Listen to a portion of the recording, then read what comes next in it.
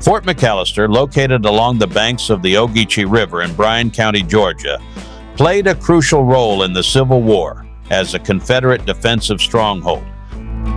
Built to protect the vital city of Savannah from Union naval attacks, the fort demonstrated the effectiveness of earthwork fortifications against heavy artillery. Despite multiple bombardments by Union ironclads, Fort McAllister remained intact and fully operational until its fall in 1864. Today, it stands as one of the best preserved Civil War earthwork forts in the United States and is a key attraction for historians and visitors interested in military history.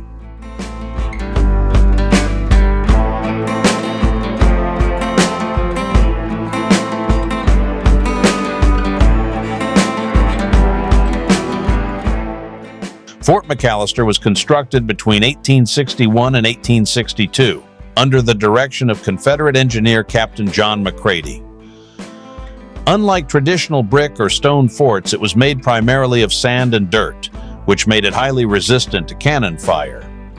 The fort was strategically positioned on the Ogeechee River to protect Savannah from Union naval forces attempting to advance inland. Its defenses included large caliber cannons, an array of naval mines placed in the river, and a garrison of Confederate soldiers prepared to repel attacks.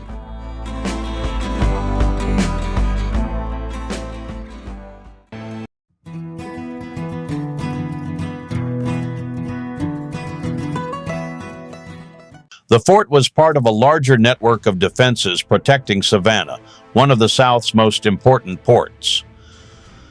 It guarded the entrance to the river and prevented Union forces from using the waterway to launch an assault on the city. Without securing the river, Union forces had little chance of cutting off Savannah's supplies or launching an effective invasion from the coast. Between 1862 and 1863, Fort McAllister was the target of several Union naval bombardments. The Union Navy, recognizing the fort's importance, attempted to destroy it using ironclad warships, including the USS Montauk, USS Passaic, USS Patapsco, and USS Nahant. These ironclads, heavily armed with powerful cannons, launched repeated attacks, hoping to breach the fort's defenses. However, Fort McAllister's earthworks proved to be highly resilient. Unlike brick forts, which tended to crack and crumble under cannon fire, the dirt absorbed the impact of the shells, allowing defenders to quickly repair any damage. Even under heavy fire, the Confederate forces at Fort McAllister managed to maintain their positions and successfully repelled all naval assaults. The fort's ability to withstand such attacks made it a symbol of Confederate resilience and a major obstacle for Union forces trying to gain access to Savannah.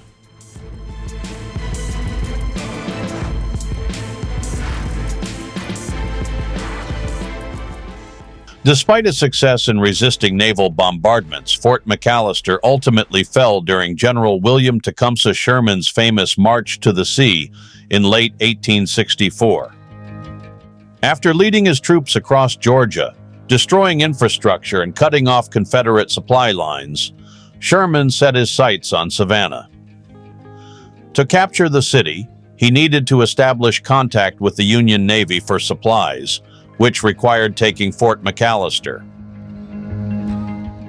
On December 13, 1864, Union forces under General William B. Hazen launched a land assault on the fort. Unlike the previous naval attacks, this was a direct infantry assault involving thousands of Union soldiers. The Confederate defenders, numbering fewer than 250 men, were quickly overwhelmed. Despite fierce resistance, the battle lasted only about 15 minutes before the fort was captured.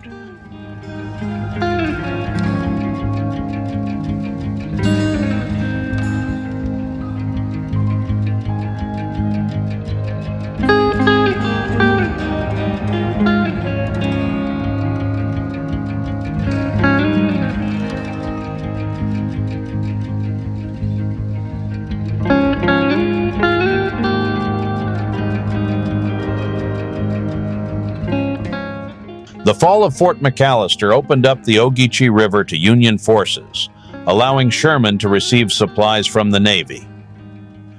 This victory secured Savannah's fate, and just days later, the city surrendered to Union forces without a fight.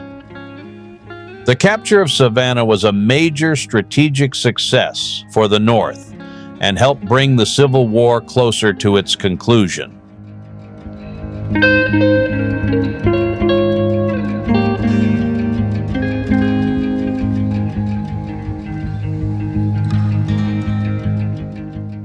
After the Civil War, Fort McAllister fell into disrepair, but it was later restored and preserved as a historic site. Today, it is part of Fort McAllister State Park, where visitors can explore the well-preserved earthwork fortifications, see original cannons and artifacts, and learn about the daily life of soldiers stationed there. The park features a museum with exhibits on the fort's history, the naval bombardments, and Sherman's campaign. Visitors can walk through the fort's tunnels, barracks, and gun emplacements, getting a first-hand look at the defensive structures that made it such a formidable stronghold. Additionally, living history demonstrations, including reenactments of battles and cannon firings, help bring the past to life.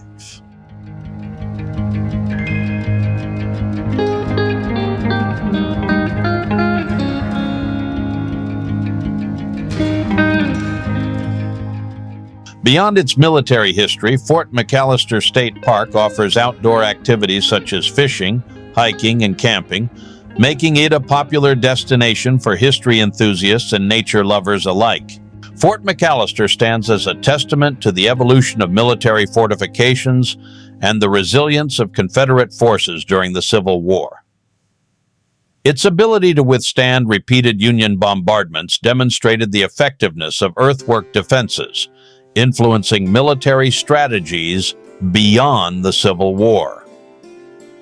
The fort's fall, however, marked a turning point in the war, leading directly to the Union's capture of Savannah and further weakening the Confederacy.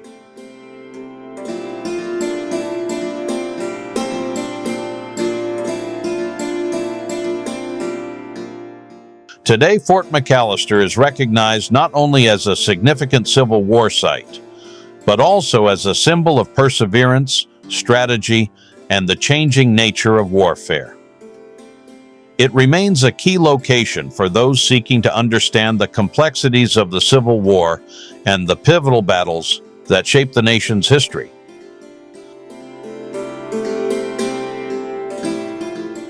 By preserving and studying sites like Fort McAllister, we gain a deeper appreciation for the sacrifices made on both sides and the strategies that ultimately determined the outcome of one of the most defining conflicts in American history. Thanks for watching. Down below in the comments section, leave us a comment and tell us what you think of our adventure today. We'd love to hear from you. If you like this video, give us a thumbs up, and if you haven't subscribed yet, tap that subscribe button and click that notification bell so you won't miss any of our upcoming videos. Thanks for bumming around with us today. Safe travels, and may the good Lord take a liking to you.